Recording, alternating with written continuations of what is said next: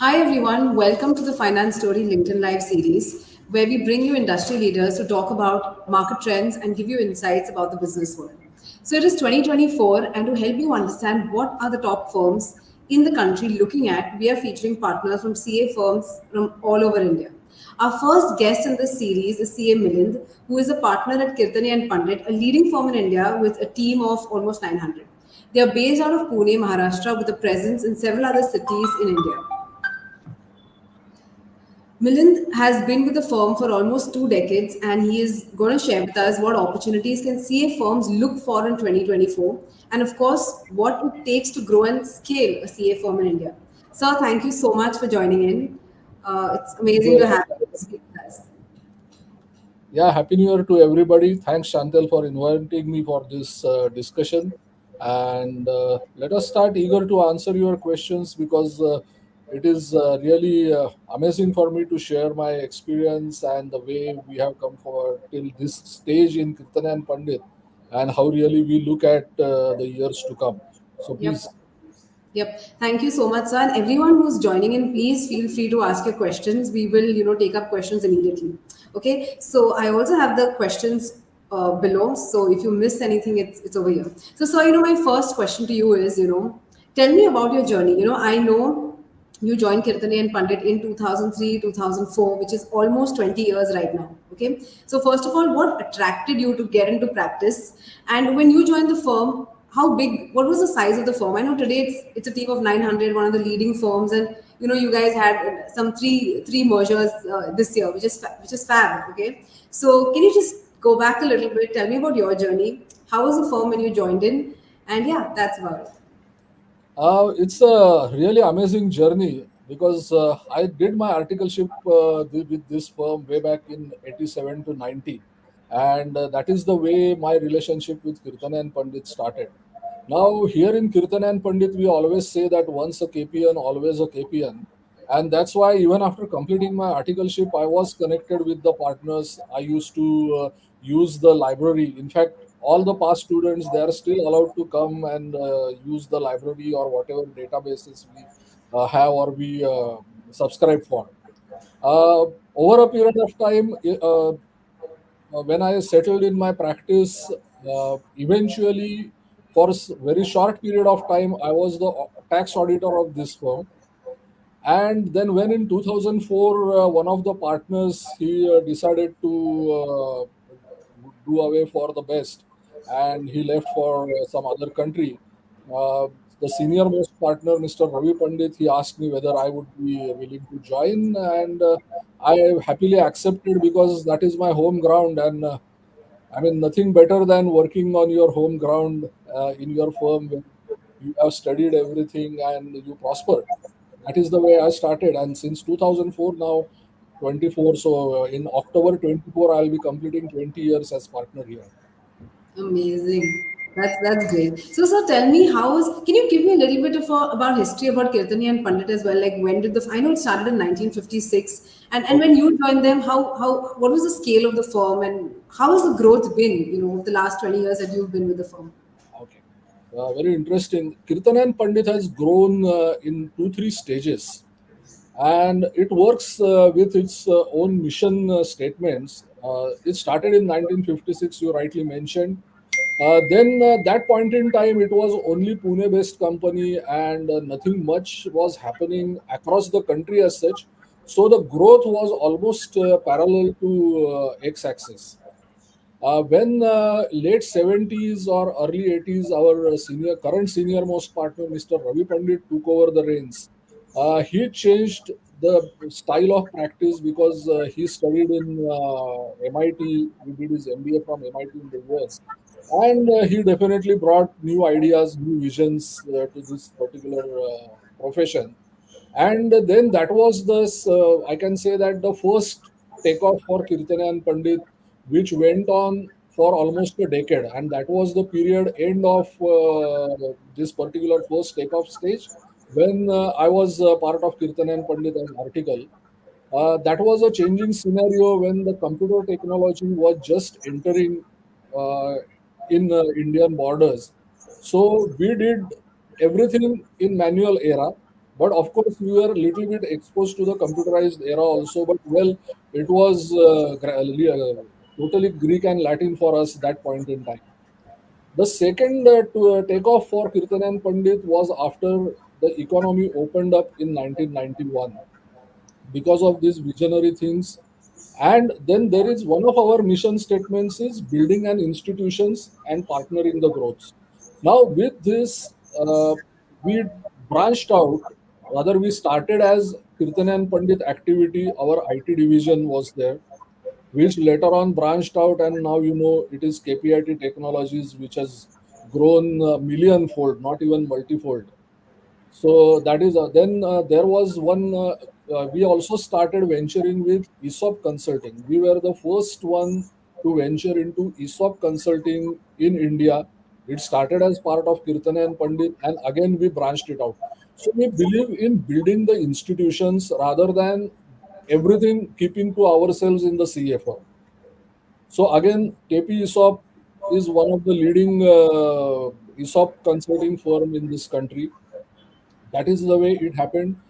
Uh, Naturally, the traditional practice always remained in Kirtan and Pandit, but again, we ventured with various offerings. What we can do differently. Everybody is doing the same. Everybody is member of the institute. What we can do differently. So, what we can do differently for our clients, that has really helped us growing in all these years. And if you ask my journey and how it has grown, I would say that in 20 years, it has grown at least 50 times. Wow. Yeah. So the number of students, I mean, total number when I joined, it was only Pune and Mumbai, and total would be somewhere around 150. Now we are 900. The revenue has gone up multifolds.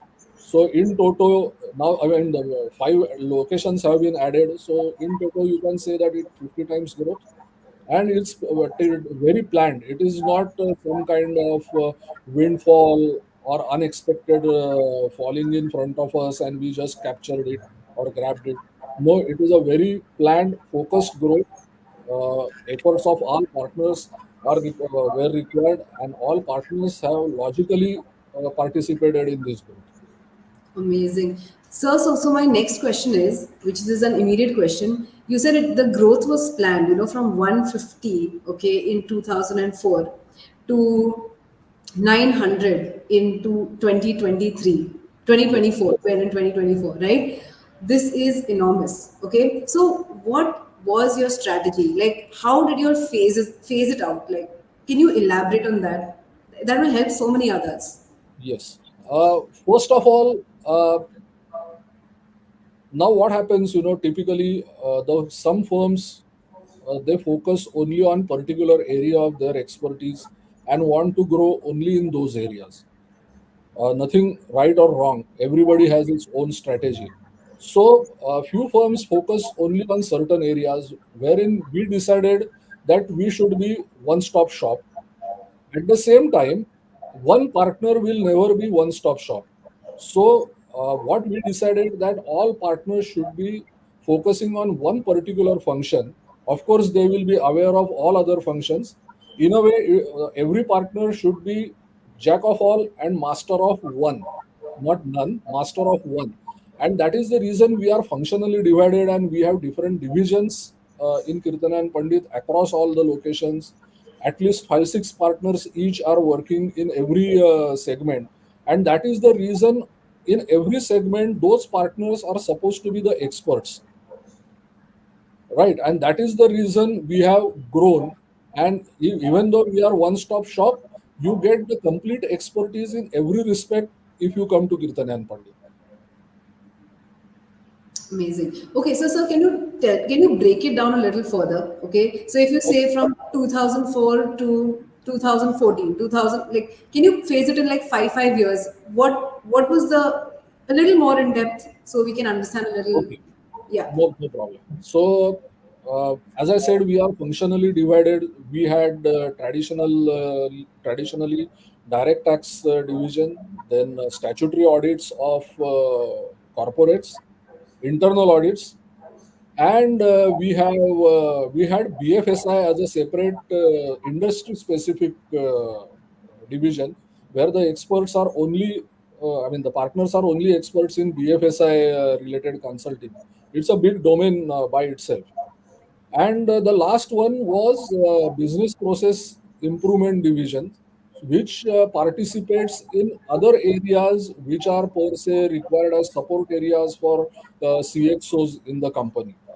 So traditionally, these were the areas. Now, 2006, when in Maharashtra VAT audit came in, we thought that this is the right opportunity to venture with indirect tax practice. So we increased that strength and started our indirect tax division first in 2006 with VAT audits of our existing clients only. In due course, we got the respective, I mean, the managers with that kind of expertise, and then he got promoted as partner in charge of that division in due course of time.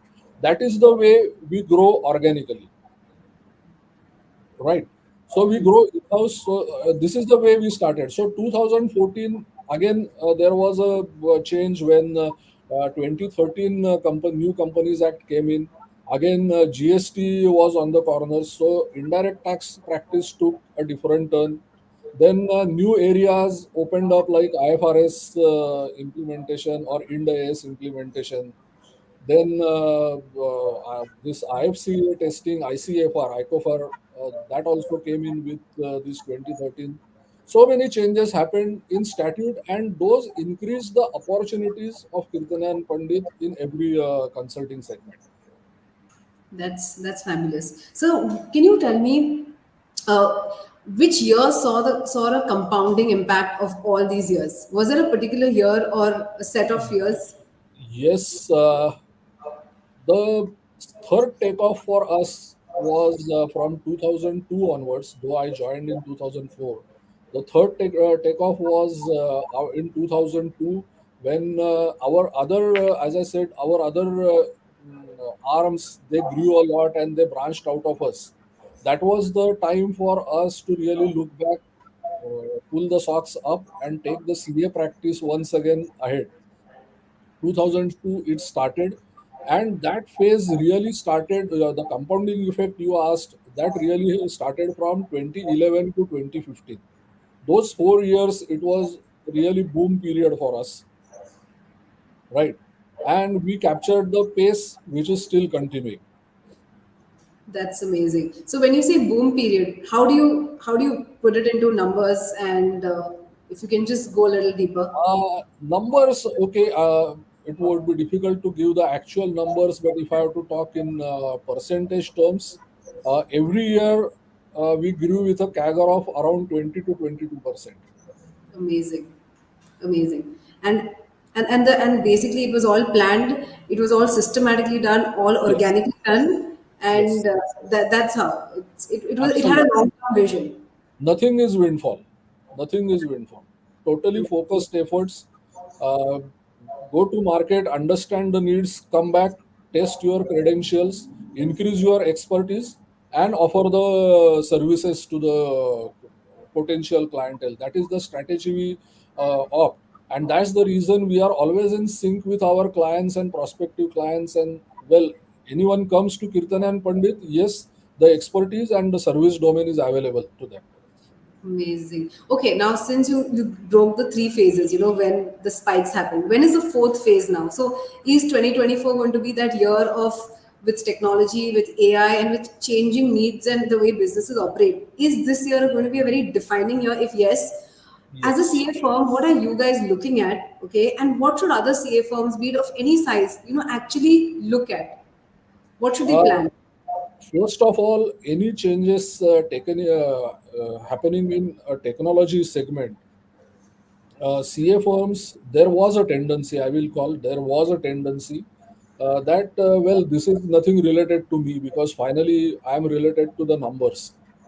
Now, whatever numbers this technology will throw out, I will audit. Well, that was the idea.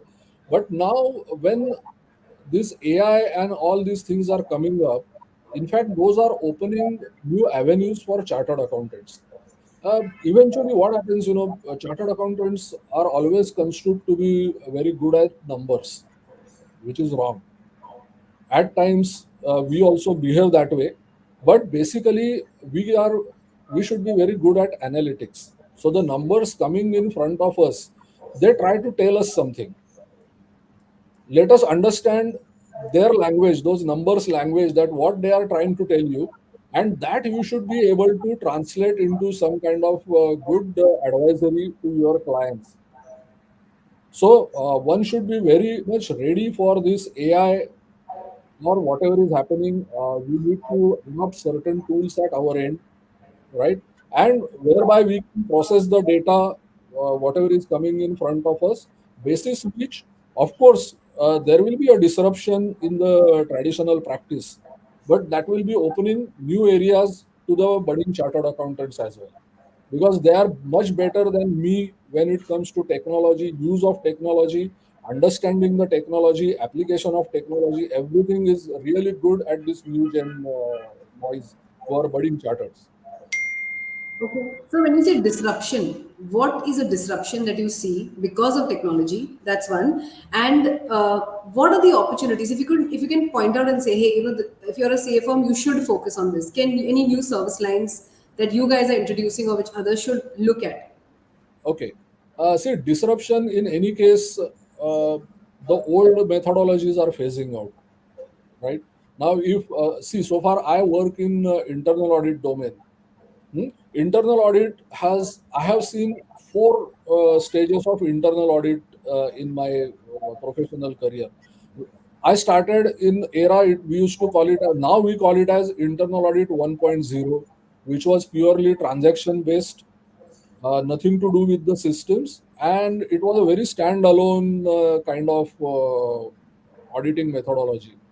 Later on, when ERPs came and we also got well versed with different kind of tools, etc., we shifted to a phase called 2.0, which still exists. It has not gone away, which is we call it as risk-based audit, risk-based internal audit. So instead of transaction-based, we went into a phase where we started doing end-to-end audit of a complete process.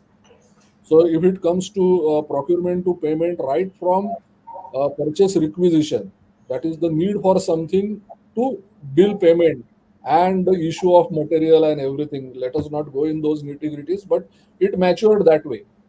Now, when more and more automation is coming in, uh, a phase of IA 3.0 is also there in between, where the clients are expecting the chartered accountants to participate in the decision making process or to help in smoothening the decision making process.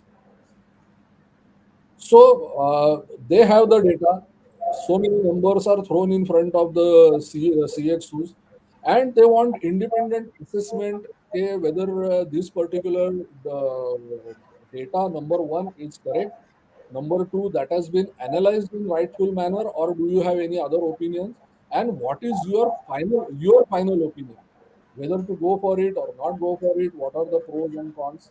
So beyond internal audits or beyond audits, it's becoming participation in decision making. And now when AI and everything is coming up, the CAs might be required to have or acquire the tools where you are supposed to do the real time audit. In all these first 1 to 3 phases, it was a post-mortem or post-facto kind of audit. Now it will be real-time audit. Maybe we are required, okay, oh, your line number 3 is going weird. Please check, because I have got some message on my mobile through my auditing software that some figures are getting distorted. So go back and check your particular line. To that extent, it might grow. Of course, it will take some time to mature, because that has not settled with the companies or the clients in India as well. It is in the offing, it is standing in the on the road, but it has still not entered our premises per se. But yes, mentally we should be prepared of. And then in that process, when even government is also coming in with a lot of technology advancements when it comes to direct and indirect taxes, the traditional practice of taxation might face some disruption. True. Would you want to elaborate a little bit on that? The traditional practice might face disruption of taxation.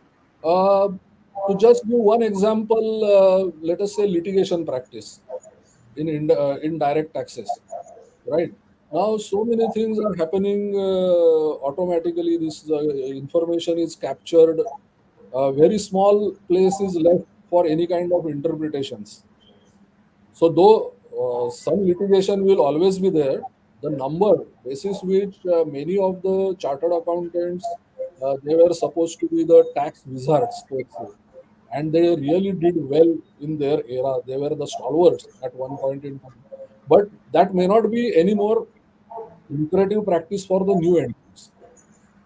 The older ones might continue, the new ones might not find it interesting because so many other opportunities are already available.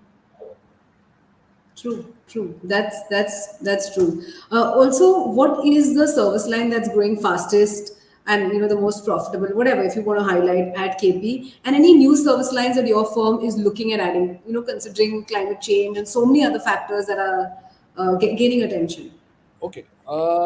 New service lines as such, see, we need to really look beyond India now, first of all.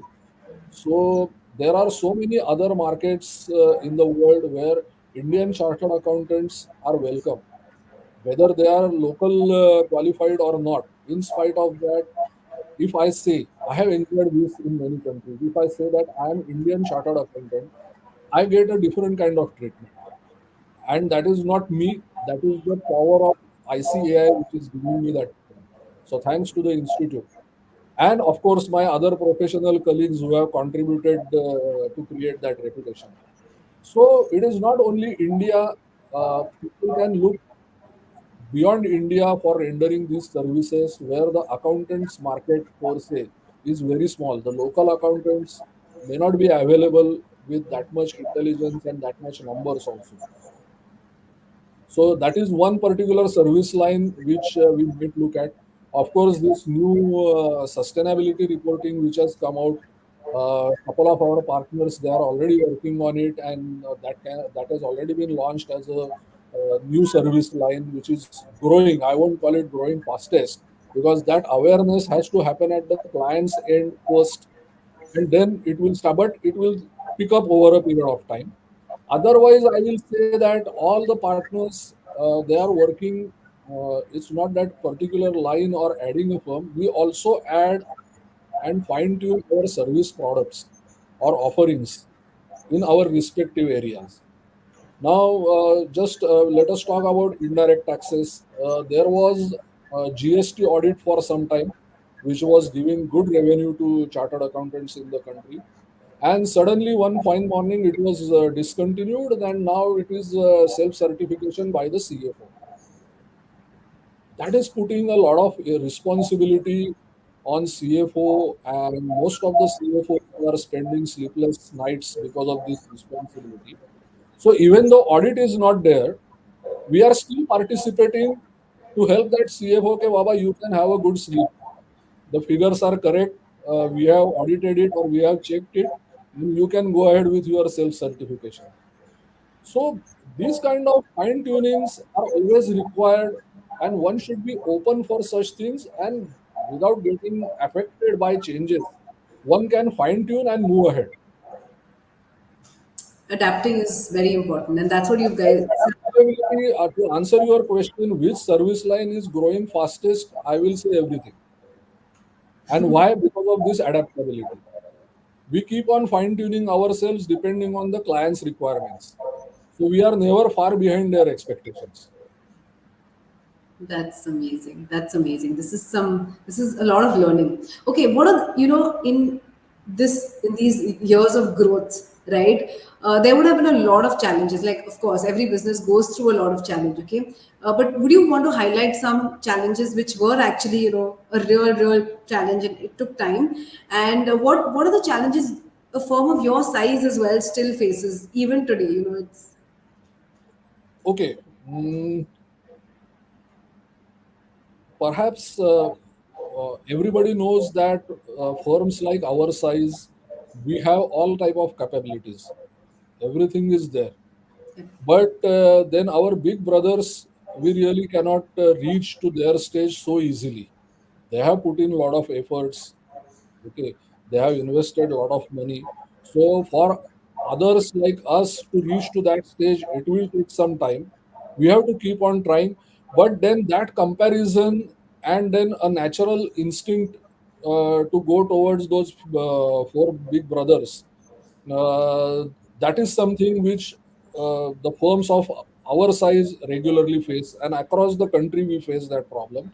Now that is the reason now government is coming out with this joint auditor program, whereby we expect that the firms like us will get exposed to the working methodologies and everything with those big fours, and we will upgrade ourselves to that level, so that in due course of time it will be a very healthy competition with them, rather than getting affected because of their size and otherwise expertise and knowledge bank and everything. So their efforts are definitely there. We need to try hard and reach to that level, rather than saying that they are killing us or we can't grow because of them, etc. No way, we can still grow. Okay, so in spite of the stark difference, like say your team is 900, which is actually amazing for an Indian firm which has grown on its own strength and merit, no extra money, no part of a network, nothing, right? But of course, if you compare it to the big fours, their size is massive, like it's massive. Okay, but when you say that, a lot of CA firms today, okay, they feel that, hey, the opportunities are not coming to them, or they're not able to grow quickly, so why is that happening, and what is it that they're supposed to do? Like especially in the world that we are in today, where you can achieve growth if you start a startup quickly, you can raise money, you can grow and become a unicorn in a year, though it might, you get those terms. So what uh, can be done? One needs to sit back and really look at from a little distance towards his own business. In short, what I can tell about Kirtane and Pandit is we are not doing anything different, right? We are doing the same thing but little differently, and that's the key of Kirtane and Pandit's success. So if you just go back, you will see that yes, you can render the same service in a better manner with better offerings, and can get better revenue with same number of hours you are working. No need to slog for 15, 16, 18 hours. Okay, okay. So, looking at different offerings, service offerings, how you can apply your professional qualification and professional expertise so that your client is served better. Okay, all the time you should keep on looking at this particular factor, which will definitely help you in finding out your own strengths also, the exact requirements of the client also, and when you are so focused, it is better that you can think of growing in different matters. Now, while saying that, I'm maybe diverting a little bit. Uh, this is the time for us, though this is a very noble profession, but up till now, there is no official specialization coming in our profession the way the doctors have. Someone is neurologist, someone is heart specialist, someone is orthopedic, etc., etc. Typically, even today, chartered accountants are considered to be experts or generic experts of anything and everything. The way we have done is we have functionally divided ourselves in specific functions and ensured that the respective partners become the expert of that particular domain. This is the time for the newcomers or the new entrants or those who are still in their takeoff stage, is to think of what is their real strength and where they can really focus and demonstrate their expertise, rather than doing everything. I am doing direct tax, I am doing indirect tax, I am doing branch audit, bank audits, I am doing some corporate, company audits. That generic practice won't help in growing you much. Over a period of time, you must specialize yourself, even though that has nowhere defined. So today, the way you look at me, I'm a chartered accountant like everybody else, maybe around 500,000 in this country. But I can say that I'm per se expert of internal audit or risk management domain. Though I understand all other things, no doubt, but I don't do that. I don't practice in those areas. So having expertise in your firm where you have partners looking at one area in depth is the only way you can grow. That is the better way to grow. Better way to grow. The Yes. better. Yeah. Okay. Okay. So, like, I'm very curious to know, like, there has been a lot of talks about Indian CA firms matching up to the big four. Of course, that comparison does not technically make sense at the moment. Okay. But if your firm has to grow, say, to a team of 5,000, 8,000 by yourselves without being a part of a network, what is it? What is the gap that's not letting it grow? What will it take and how many years will it take? Just Uh, Number of years, it cannot be suddenly from 900 to 5,000, first of all. Perhaps that is the reason we have planned for these mergers and acquisitions of very qualified, sincere chartered accountants who are per se falling in our Kirtane and Pandit thought process. Okay, because see, the our mission statement says that we are partnering in the growth of our clients. We build the institutions, then excellence with expertise and technology. That is where we are functionally divided. Global reach with local strength. That also I mentioned that one should look out for other countries as potential clientele sitting rather than sitting only in India. Yes, we sit in India, but half of our partners they are traveling across the globe for one or the other assignment during the year.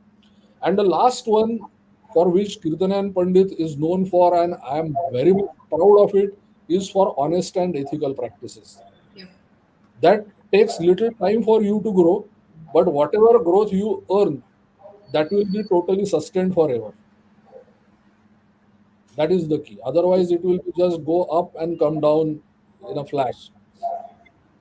That's so true. Okay. So, So yeah, sorry. yeah. Please go ahead. Please, No, please. you continue. I mean, No, no, that is what I was saying. Okay, if you want to say 5,000 figure, on one side we will be definitely acquiring certain firms over a period of time, growing the reach of our firm in different otherwise cities in the country, as well as we would also look for other horizons, other countries to expand for our clientele. We may or may not have the branches over there, but yes, definitely we will have clientele over there. okay. So can you elaborate a little more? What opportunities do you see overseas which you can serve from India? And the point where you mentioned about mergers is a it's an excellent point. I guess everyone is now looking at it because last year you guys had three amazing mergers. So and I spoke to Akshay and I spoke to Gaurav. So fab Yeah, guys and great growth. So yeah, yeah. you can take on this question. So, coming to your basic question, that if you have to compete with the big fours, you have to grow your expertise at every level. So, you have to have that many number of partners, that many number of employees or second tier of managers, qualified people. You also need to take on board other experts, including engineers at times. See, chartered accountants, we are no more left with the numbers alone. When it comes to risk management, we are required to understand the technical things also. So typically, if in production you might be knowing a term called BOM, which is very popular in ERP environment, that is bill of material, sort of a recipe which says that how a product will be manufactured, what all will be the ingredients. Now, there are experts who can even challenge the correctness of that bomb, which otherwise, as a chartered accountants, we may not be able to do if you just look as our profession and my profession, and I am a commerce graduate and I am related to numbers. Because those are the actual things which are finally generating the numbers which you are looking at. So the time for us, if I use a little bit shero shairi, I don't know who is the shire of this, but I always tell people that सवाल ये नहीं कि शीशा कैसे टूटा, सवाल ये है कि पत्थर कहाँ से आए थे.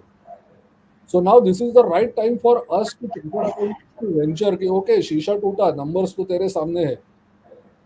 What are the reasons that these numbers have got generated? focus more on those reasons, and that will give the value add, and that is the way we can grow and compete these big brothers. That's an excellent point. I know we could actually have a long conversation on this because it needs a lot of in depth, but you've really scratched the surface and given us thoughts to think about. So this is amazing. Yeah. No, one needs to be creative and always think to himself that what he can offer better. Everybody has got only 24 hours in a day. Nobody has got 48 hours. So within that much time, what best I can do so that I can be doing best in my life as a chartered accountant, or as a practicing chartered accountant, I would say. Amazing. Amazing. True. Okay, so this the next question I have to use. We hear a lot about India growing, and of course, India is growing. Everyone's looking at India. There's talent here. There's a lot of offshoring, GCC, and all of this thing has been set up here. The spotlight is on India for sure. Okay, but can you highlight and go a little in depth as to what are the opportunities at the moment in India? Okay, and can you dig in a little bit more specific what opportunities we should be tapping in, and what are the sectors that's actually growing, where we should really focus on in 2024 and beyond? When we are talking of about this economic landscape, I won't say that one particular industry is doing good or bad, or not so good, not so bad, kind of, because every industry has its own cycle of ups and downs. Even though economy is growing at a particular pace, you will see that particular industry segment might face that cyclical up and down. So as a chartered accountant, when again other for a few minutes back I was saying that don't focus only on numbers. This is the advantage that we are related to numbers and numbers only. So industry going up and down is a problem, or their own issue. When we are related to numbers, all industries per se give equal opportunity to us. Uh, Question might come that company which is prospering or the industry which is prospering might give you better money, right? But then when somebody is prospering, everybody will run after him for that industry. So you should be balanced in your approach. The cyclical ups and downs will be there, but all industries per se are going to grow because of one or the other reason. Now, when we talk about industry and growth, we always talk about the biggies in respective industries and biggies in our profession as well. But this is the complete ecosystem. No biggest, largest industry can work without the support of the secondary, tertiary ecosystem which grows around it. And that is where the SMEs, the startups, which are contributing to this economic growth, seldom people are looking at them, particularly the SMEs, as the potential clientele where you can participate in their so many activities, including planning, and help them grow, which helps you finally settling yourself to be a successful practitioner. Why only look at, if I'm talking of Pune, why only I should look at Tata Motors? There are at least 2,500 suppliers of Tata Motors. The entire ecosystem or half of the ecosystem of Pune moves around this auto industry. Why not participate with those SMEs and help them grow big? So industrial growth, everybody targets that I should be auditor of Tata Motors. No, be auditor of their at least 50 suppliers. You will do much better than the auditor of Tata Motors itself. That's amazing. True. So, what do you want to add on? Yeah, if I am a CF firm, where should I focus be? This is what I said. Come out of that particular shell, or the what you can say, the mental restrictions you are putting on yourself. Yeah, I am small, I can't do. Just see what you can offer better. Go to market, offer those things. That will come back to you. Specialization is must. Don't say that I will do your taxation, I will look at your indirect taxation. No, be focused that these one, two, three things are there which will help you in doing better this way. Well, assignments will definitely come your way. True that. Okay, so we've spoken about this. The big fours, the big fives. They're really investing a lot of money in technology. A lot of things are going to be automated, or a lot of aspects in the audit scheme, internal audit, etc. So, how is your firm addressing these tech advances? Okay, and how? Okay, like I understand your firm already has a tech like KPI, right? Which is a big name. So tell us about your firm and also about small mid-sized firms. Like, how are they supposed to? Technology is so expensive, and they have to build it themselves. I don't think there's a lot of technology readily available in the market for most of them are customized. I could be wrong, but you address this. Now, as I said, Big Fours are ahead of us in every request. They have already invested millions. Agreed. Uh, well, as the things are shaping up on the other side, we have also started investing in tech advances. You mentioned about KPIT, but that has branched out and has gone in totally different direction of technology. So per se, it is no more a software company. It is a different tech company by itself. So I'm not coming back to that. Uh, when it comes to small and mid-sized firms, the way big fours they have invested and they have came out with their own softwares or support tools. Uh, other techs who are smaller in size, other tech firms who are smaller in size, they have understood the needs of smaller chartered accountants, and they are coming out with the tools which will help small and mid-sized firms. An institute has taken initiative to bring this on a particular platform, and so many things are offered at a discounted rate to chartered accountants because of ICI initiative. So not every time that only biggies can do everything. On everybody's respective scale, it can come down, and within that scale, everything will be available in due course of time. But one should definitely make use of all. Because during my articleship, only the big listed companies they had computers this much big, and those orange and green color monitors used to be there, and totally air conditioned, etc., etc. Now everybody, even as a panwala on the corner, will have a laptop. So it grows by itself. It takes time, but finally it percolates to all levels. But one should be open and go for it. That is the key. You cannot stay away from tech anymore, or you will vanish. That's so true. So technology will create new opportunities for CA firms. Okay, but you have okay. But Of course, see, again, that is kind of disruption from manual or kind of some standalone accounting softwares to ERPs. If the clients are maturing, you need to mature in your profession. Na? Otherwise, if you still remember, no, no, I'd want everything written manually in those red color journals and ledgers, who will give you the work? True. So also another challenge that especially mid-size, small to mid-size talent is really getting very expensive right now.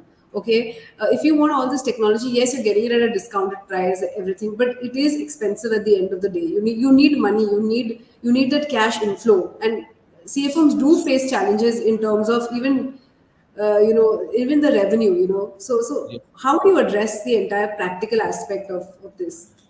Uh, that's a real apathy, and we also face problems when it comes to you using the tech, then having the experts or very cream kind of team members in our office, so that we render best of the best services.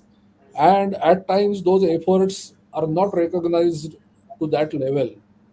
This challenge we face to start with, we uh, what happens, particular we need to make them lazy.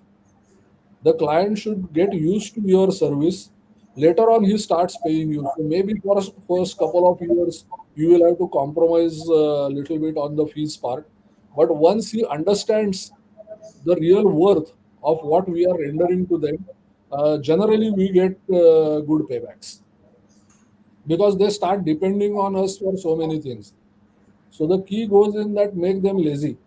typically the CXOs, or may not be lazy but worry free. Yeah, okay, Worry. if the report is coming from XYZ chartered accountant, I will go by that and start implementing his suggestions. Okay, okay, that's an excellent point. I had a couple of more questions, but anyone who's watching, you'll have questions. Please type in. Yes, please. More than happy to take it. Okay, we already addressed this question. I think you addressed this question, right? We all celebrate CA firms like they're the backbone of businesses, but many of them are actually finding it difficult to grow. So you addressed this point. Would you want to add anything on this? Yes. Now, what happens, everybody wants to get into the areas which either he or she has practiced during the articleship, or what he or she thinks I can do. And when already 1,000 players are there in that particular market, it becomes difficult for the new entrants to grow. So these new generation guys who are technologically advanced and they are faster in every respect, they should look beyond the traditional or existing practice and offer something else. Now, I'll give you one example. Someone uh, in our office, he came from a tier 2 city. Though that tier 2 city is industrially grown, none of the head offices or none of the company headquarters would be in that location. It would be somewhere in Pune or Delhi or Mumbai or something. But if you count the number of industrial units in that area, that was the good number. For many companies, it was the only unit in that particular city, only manufacturing unit in India which was in that particular city. Now, this boy came out with an idea, okay, okay, your auditors are coming from your head office locations and they are biggies. But the actual implementation, action taken report is to be given by the people on the ground. What he started offering is to act as a catalyst between those auditors and the auditees. So many times the auditees never realize that what exactly the auditor has to point out. It happens. And then this boy helped them in implementing those suggestions and improve their ATRs. And he is earning like anything in that tier 2 city. So one Amazing. has to be innovative. He is not doing something different. He is doing the same thing but differently. You got That to is be, the yeah. So you got to be bold. You got to be innovative. That's primary in this market. so at a good pace. If you are still jumping in the same pond where already big fishes are there are chances that you will get swallowed or you will die of suffocation, whatever. That's amazing. Cool. So if you have to start a CA firm today, or you already say here this firm today was a team of say 50 or 60, like your message would be the same what you said earlier. Focus Focus, innovation, that's the key. And with try patience. to do the same thing differently rather than doing different things. Of course, if you can come out with all the new kind of service offering, nothing like that, but at least by innovating and what you can say, maneuvering few things, if you can do same thing little differently, you need to understand what people are needing and whether you are able to service those people. The way this particular boy in tier 2 city realized the need of the auditees on the ground. So you can say the second or third level of XOs, they are not CXOs but XOs. Maybe the local branch or the plant accountant or plant head or the plant storekeeper. They were facing the problems and he addressed their problems and doing good. Nothing Amazing. different. Amazing. What's your view on offshoring outsourcing? We've seen amazing offshoring firms like who were a team of say 50, literally some 5 years back. Now they're actually a team of 8,000. I'm not talking about the big fours. I'm talking about the the Yes. ones which were started, and they gradually grew, but then in the last 3 years the spurt growth was amazing. So what's your take on it? Because a lot of CA firms actually, they tell me, hey, can you connect me to somebody who started an offshoring firm, because they want to stop their CA practice and they want to get into offshoring because the money, the growth is there at the moment. What's your take on it? Because I'm sure you would have studied this Uh, market. yeah, I have studied this market way back, but never got attracted to it somehow. So it's not really. I'm not the expert to talk on that particular segment, that how one should look at it, or. But well, if you get opportunity, nothing like it. But definitely, it is not something where you should sacrifice your other areas of practice and go for it. Okay, okay. But KP never wanted to get into, start another, like an adjacent unit just to cater to the offshoring opportunities that's coming to India. Not really. Okay, okay. That's interesting, because I've spoken to so See, many companies. where comes my expertise in that case? I'm just a glorified accountant to my mind. Pardon me for my language, but I don't Yeah. see utilization of my expertise as a chartered accountant in that particular. Of course, through my connects, I can start a business and give employment to few people and then earn few bucks out of it. That is okay. So as a business line, well, that can be looked at, but well, not for us. Okay. Not for you all, but it is a lucrative line. It is a Yeah, if lucrative. opportunity comes, one should definitely grab. Okay. Money is money, or how it comes is immaterial. Yeah. So True far, that. it is done properly in ethical manner and Yeah. way. That matters. Yes, sir. So my last question for you is, what you already highlighted a couple of pointers, but anything that you would like to tell us about 2024 and your message to small and mid-sized CA firms, like a closing message, any aspect. Okay. 2023 was really good. 2024, we are going to do definitely better. Uh, Message, well, I'm not that wizard or a stalwart that I should give some message. I can give some suggestions to my younger friends, is to focus on specialization and focus on the new avenues which are getting opened because of new technologies coming in the industries. You are better people to adopt that. It is not easy for someone like my age to adopt with those many things so fast the way you are doing it. And don't look at that where we have reached. It's right started in 1956. So that is a journey of 67 years. You can't think of doing it in 67 days or even 67 weeks. You need to give yourself some time. If you keep on focusing and try to do same thing differently, definitely you will prosper. But a little bit of introspection and innovative approach is definitely going to help. Okay, okay. Yes, sir. I mean, I guess we've asked you a lot of questions. If anybody has any questions, please let me know. Happy to Gurumurthy answer. says he's really liked your conversation and your point of view. So, I have this one question, because you interact with so many of your clients, so many of the CXOs, okay? What is, like, there's a lot of highlight about right now about generative AI, machine learning, so many aspects, and CFOs do have the pressure of, putting that into their business, and they're trying to figure it out. So what is if you could highlight some 4 to 5 problems that the CFOs are thinking or companies are thinking, what's going through their mind, which they ask you?